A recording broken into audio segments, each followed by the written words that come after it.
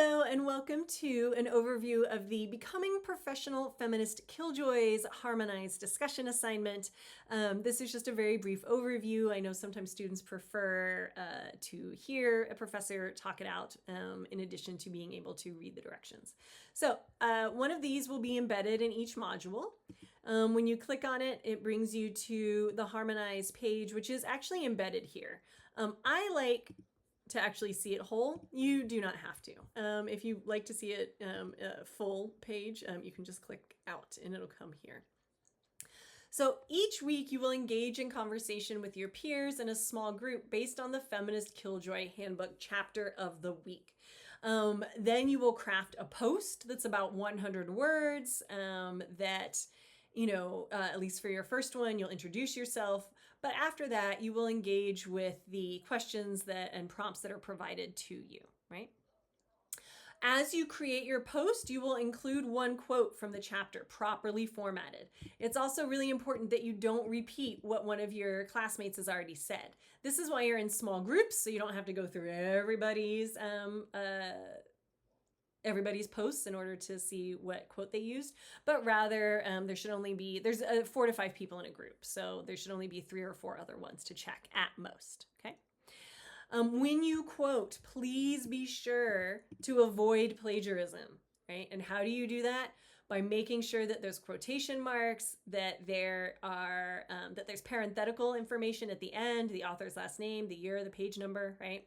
This particular assignment is worth 5 points because it is practice for you in terms of practicing citation, in terms of practicing providing a quote and then giving the context of that quote, and then also engaging with the prompt or question for that week, some level of analysis, some level of insight, some level of application, right?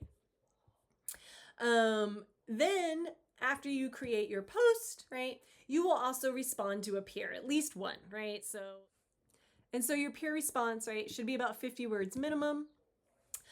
Respond at least one time, if not more than once, but respond once.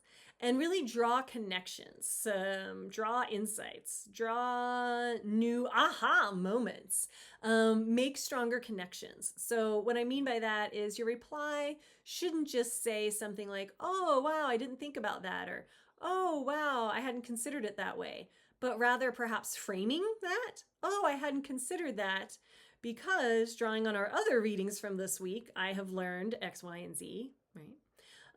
It could be something where you're drawing connections like, oh, you said this, I said this. That actually makes me realize that insert insight here, right?